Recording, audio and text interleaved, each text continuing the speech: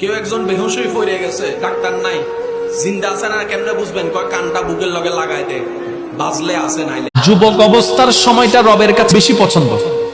ইয়া রব, কেন?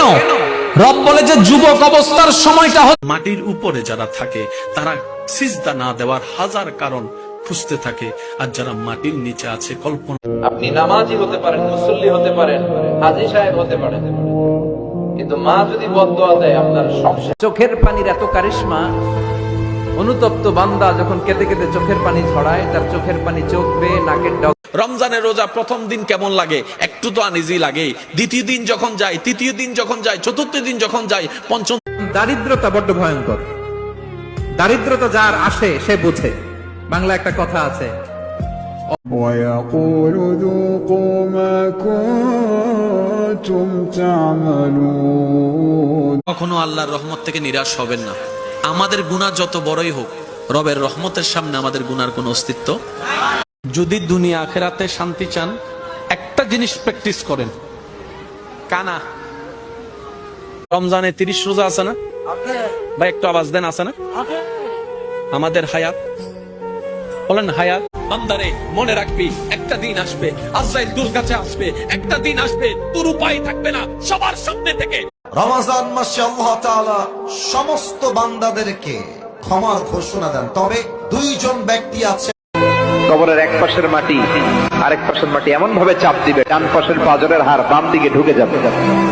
আল্লাহ চাইলে ইউসুফ নবীকে একদিনেই বাদশাহী দিতে পারতেন, কিন্তু আল্লাহ দেন নাই।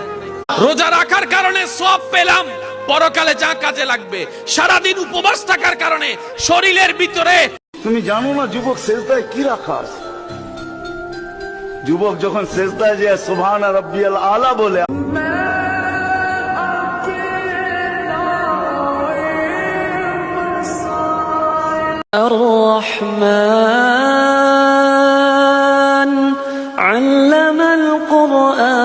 রব বলে আমি চাই না তোরা জাহান্নামে যা, আমি চাই আমার বান্দা সবাই জান্নাতের মধ্যে যাক।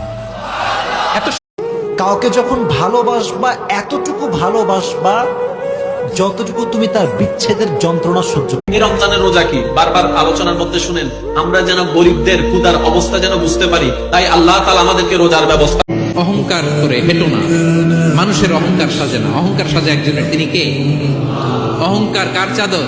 আচ্ছা, মাঝে মধ্যে হয় না, এই কালকে থেকে আমি সব ছেড়ে দিব, কালকে থেকে আমি 5 ওয়াক্ত নামাজ পড়বো, এগুলো বাদ ওগুলো বাদ, ওগুলো হয় না? পৃথিবীতে একজন মানুষই শুধু জানতেন যে তিনি পৃথিবীতে কতদিন বাঁচবেন, সেটা হচ্ছে সাইয়েদনা আদম আলাইহিস সালাম। ওনাকে বলে দেওয়া হয়েছিল